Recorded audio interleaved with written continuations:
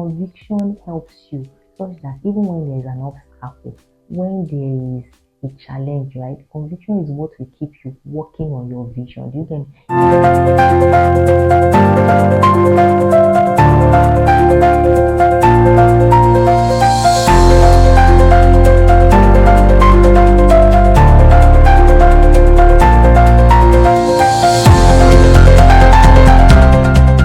Hi everyone, my name is Taiwo and welcome back to my YouTube channel. On this channel, we talk healthcare, we talk leadership, and we talk faith in the marketplace to really help you lead boldly, to live healthier, and to really thrive in faith.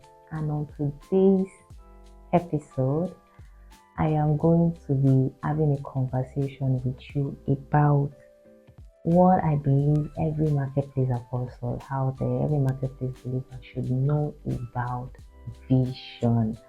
And yes, why is this conversation important?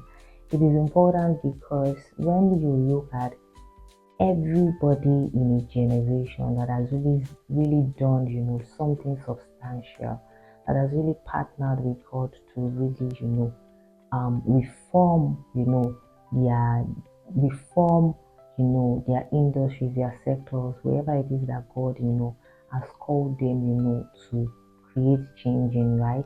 You're going to see that there is a vision that these people have. And when I'm talking about vision, I'm not just talking about spiritual vision, right? Seeing eyes, hearing ears, and all of that, right? I'm really talking about vision in terms of, the assignment, vision in terms of assignment, right? And I am not saying that the concept of eyes that see, ears that hear does not, also translate to your assignment, right? But I'm talking about vision in terms of your assignment, where you get to partner with God to,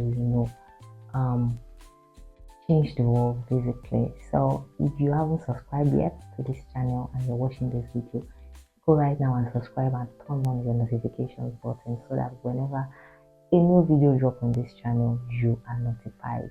So but let's dive right into the conversation properly. And I am here with my journal.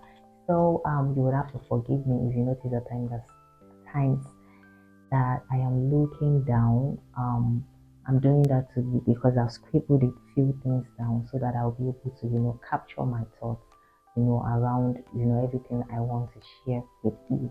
So let's dive into the conversation properly. So the very first thing that I wanted to share about what vision is that vision is how you see yourself in the future. Like when you think about vision, the very first thing that should really come to your mind is how you see yourself in the future.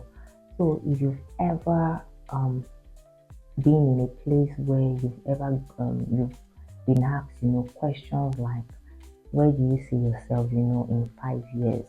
Where do you see yourself, in 10 years? Where do you see your family? Where do you see your career? Where do you see, where do you see, Nigeria? Where do you see Africa? Where do you see your finances? Where do you see your health? All of that, those are questions around vision, right?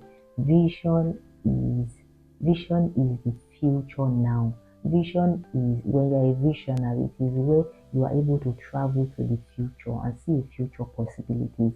It is where you're able to travel to the future, see a future possibility, and you begin to work from now, right, towards that future. So a lot of times people that are visionary in their dispensation and generation, people may not really, it may take a while for people to catch up with that future that those people are talking about because those people have not seen yet like what these people are seeing. So a lot of time people that are visionary, like they are really building the future now, right? They want to build something, right, that will really outlive them. So vision is really how you see yourself in the future, right? When you ask questions like what manner of woman will you be, right, in 5 years, in 10 years, right? Vision is that question is talking about your vision, right? So that's basically one of the things that you should really know about vision. The second thing that I have here that I wanted to share with you is that vision is a portion of the heart of God, right? That He gives to you for you to partner with Him to change the world. I keep on saying that vision is basically God's thoughts, right? Vision is God's thought. Vision are burdens that are in the heart of God, right? About the world. And He gets to give you a portion of that I'm going to give Shay for me the portion of the portion of what is in my heart, right? For Shay for me to partner with me to elevate the quality of life of humanity. That's majorly what vision is about, right? That everyone is thinking about, okay, there's this problem in education, right? I'm going to give Esther a portion of the vision that is in my heart, right? For her to partner with me to really, really change the world. So vision is basically the thought of divinity entering into our hearts. That's what vision, is about, right? So that's the second thing about vision that I want you to, really, really pay attention to. The third thing that I want you to pay attention to when it comes to, vision is that vision is a subset of purpose, right? Vision is a subset of purpose and it is not purpose. Um, the first time I got to hear this was by one of my role models that I really love so much, and she was talking about how a lot of times people think purpose is vision, and vision is purpose, and it is not. Purpose is like, purpose is when you talk about purpose is the very reason why, as individuals were created. But when you look at purpose is like the overall thing. Purpose is like the big picture. While vision is now when God is now taking that your big purpose, right? That your overall picture, and He begins to now sip it small into time, bit by bit, right? That is basically what vision is. You see, because this particular role model was like, if God can pour, all of Himself, all of your purpose into time at once, time will burst. Do you see? That time will burst. So that is why it's like part time. God is going to be putting burdens in your heart. He's going to be putting visions in your heart. He's going to be putting things in your heart, right? For you to, partner with Him, for you to, become that manner of man or woman that He has created you to be. So vision is a subset of purpose. It is not purpose itself, right? So, what else again? Another thing about vision that I wrote here is that when God gives you a vision, right? When God gives you a portion of His heart for you to partner with Him to create a change in the world, to get brilliant breakthrough solutions, right? One of the things that you need to contend for is to contend for clarity and conviction. Trust me, those two things are a no-brainer, right? And why clarity? Number one, I'm going to explore the concept of clarity and conviction. Why clarity? Number one, I'm saying clarity because you must, to a certain level, be clear about what you have seen. Do you see? So I am not talking about the concept of clarity whereby people worship, clarity so much that when it is time, like when God begins to speak to you about something, right? And you sense in your heart that, oh, it's giving you like a go ahead, so start up with it, and then you now sit down and be like, oh, because of the fact that I have not, I have not heard my daughter, my son, you are not going to do anything about it. That's not what I'm saying. I'm talking about a level of being clear about what you have seen, right? Such that when you are communicating what you have seen to people, those people, by the reason of the fact that you can clearly articulate what you have seen, you can clearly break down what you've seen. Those people that are supposed to build with you, they also begin to envision that future. They're also in that future and they begin to build towards that for you. That is what clarity helps you to do, right? In terms of your vision. So you see, clarity is non-negotiable, right? So at least, and I'm going to say this, right? Of course, it's not everybody that starts off that when they started with their vision, they had, the entire picture of the end of the vision. No, right? There are people that was the way their story, was that okay at the beginning, God already showed them the end, right? But at least personally, for my own journey, that was really never the way it was. I can remember when the Lord started to speak to me about the marketplace believer, speak to me about my animation talk show. It never started like that. I just really had this burden for the marketplace believer. I could sense that I needed to start up something at that point in time. And I just sensed I needed to start up something. And as I was really praying about it, I even thought, because I was a graphic designer at that point in time, and I thought that I was supposed to start up a design company. But all of a sudden, I began to see, okay, it now became clearer that that was not it. And then in the place of prayer, one day just fellowshipping with the Lord, it now came to my head, is there really a platform whereby believers that are in the marketplace, that have assignments in industries, in sectors, in different places, right, are gathered together to actually do something, right? That was majorly, how the idea for the marketplace believer came. It was later on, by the time the idea came, I started to work on it. It was after working on it, right? And when I'm talking about working, it could be you praying about it, it could be you researching, it could be you, getting to, get stuff that you need, and then you going ahead to execute and step on time, whatever it is for you at any journey you are in. It was now afterwards that I began to really work on it, that God now began to speak to me about the end of the vision, about the future. He began to give me core scriptures that represented the end of that vision. No joke, right? So even from animation talk show too, it just started as, there was this burden for to really close the knowledge gap, right? For professionals in the animation industry at that point in time. And God even gave me words like, my people perish for lack of knowledge. It was one of the major anchor scriptures for it.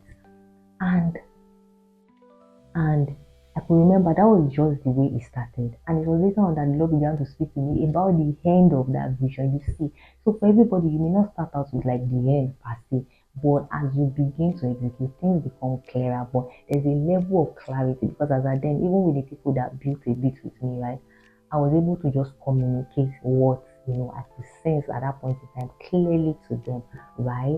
So another thing is also conviction. Why am I talking about conviction? Well, conviction means a strong belief, right, or persuasion about something. And I love to use the story of Noah as an example of something like this, because Noah is a prototype that is really really remarkable in terms of, when you look at a visionary that stood on what he has heard and what he has seen prior to before Noah's story. You would realize that rain has never fallen on the earth, right? At least from what I have read in the Bible, rain wasn't documented yet, right? There was no documentation about the rain. And you're going to see that for Noah, for God to not begin to speak to Noah about something that had never happened before. And then Noah chose to believe God. And even went ahead to tell other people about it, and nobody believed. But because of the fact that he was so convinced about what he has heard, what he has seen, right? Noah decided to go ahead and build the ark, right? And everything that he said actually came to pass. You get to see. So that is what conviction does. Conviction helps you such that even when there is an obstacle, when there is a challenge, right? Conviction is what will keep you working on your vision. You can, even when people leave, even when nobody is liking your video, no, even when nobody is, you organize a session, nobody turned up, right? It was just only you, right? Conviction is what is going to keep you staying on your vision, right? Conviction is what is going to make you keep your eyes, on God. Keep your eyes on Jesus as the only target audience, right? And trust Him enough, right, on that vision and build. You see, right? Because at the end of the day, God knows. One of my role models will say this. He will say that God knows that that vision is His, but you are still not convinced yet that that vision is from God. So a lot of times, right, obstacles and challenges, they are the things that come to confirm to you that the vision you are building is from God. You see, so that is why it is really important, right? So that even if you have to get to the point in your conviction that you be like, even if every other person leaves, I will stay on this vision. I will be good and build this thing, right? So that's where you are now ready. You see. So that is something beautiful about vision that I've realized, right? Another thing about vision that I would like to share with you here is that vision is a way of life. Vision is not just us doing. Do you understand? Vision is also us being. Vision is also us being, right? Vision is also us being, to be and to do. That's what vision entails, right? So you realize that by the time you begin to, God begins to speak to you about a vision. You will see that vision will constrain your life. Vision will constrict your life. Vision will place parameters around you. You begin to see that vision will determine, okay, what you're going to do. If you have a vision for health, right? About what you want to achieve with health. It will begin to tell you about what you should be eating. It will begin to tell you about when you should sleep. It will begin to tell you about when you should wake up, right? It will begin to tell you about, these are the kind of things we watch now, right? We don't watch this kind of things, right? That is not going to get us to a place of destiny. So vision is a way of life. Vision is the way we live every single minute, every single second, every single hour of the days that we spend on the earth. Every single day should be lived as a person of vision, right? So another powerful thought about vision that I would love to share with you, which is going to really be my last one, is that vision is gotten from the place of fellowship with God. Vision is gotten from the place of fellowship with God.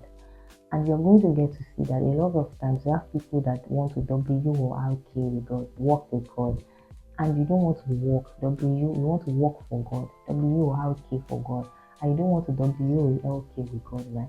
So if you are going to capture a vision, something that is on the board, that is embodied on the heart of the Father, you must be ready to spend time in the secret place. In fact, you must live in the secret place. That is how we capture a vision that is the vision of the end time, that is really burning in the heart of the Father. You see, that is really when we capture something like that. You see, so um so God does not, just give vision. I mean, like, if you really want to capture the thoughts of the Father, you must be ready to stay in His presence, right?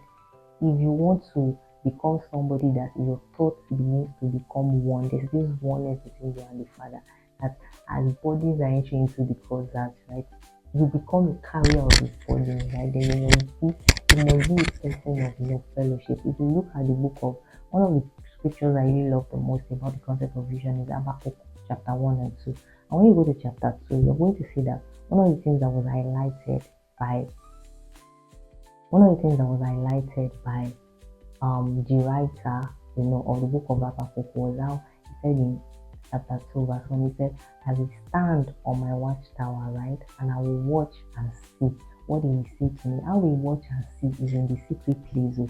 That is how you watch, and you are going to see and even hear and even understand. It is in the secret place. There's no other, place. And even before I go, another thing I would like to point out is when we are talking about the concept of clarity, that should contend for clarity, you also see in the book of Habakkuk too, that one of the things that the writer said is, I will write the vision plain, right? So that the runner may see it and run with it. How do you write the vision plain and it becomes clear is you being clear about the vision. By the time you are clear enough, that's another person will read that thing and they'll be able to now run. Now, okay, this is the future we are trying to build. So vision is a really beautiful conversation. If you're listening to me and you don't have a vision yet, it is important that you go and sit with the Father and begin to ask Him to put a vision in your heart, to put a vision of the end time, in your heart, a vision that is relevant in today's dispensation, a vision that will elevate the quality of life for humanity. It's very important, right? The way men and women in the generation are rewarded is when they are men and women, of vision that started with their vision and they finish. Because a generation will not just reward you for starting a vision, a generation will only reward you for finishing and staying true, on that vision, no matter even how difficult it is. So I hope you totally enjoyed this conversation. I really did. If you enjoyed this and if this has blessed you, you can like, share, and subscribe to this channel. And if there's anything you'd like to share on vision, please go ahead and drop in the comment section. If there's anything you've learned today that stood out to you, that is like your light bulb moment, like one of my role models always says. So drop it in the comment section. I would definitely love to read for you. And if there are videos around faith in the marketplace or visionary leadership or even health that you would have me make a video on, you can also drop it in the comment section, right? See you on the next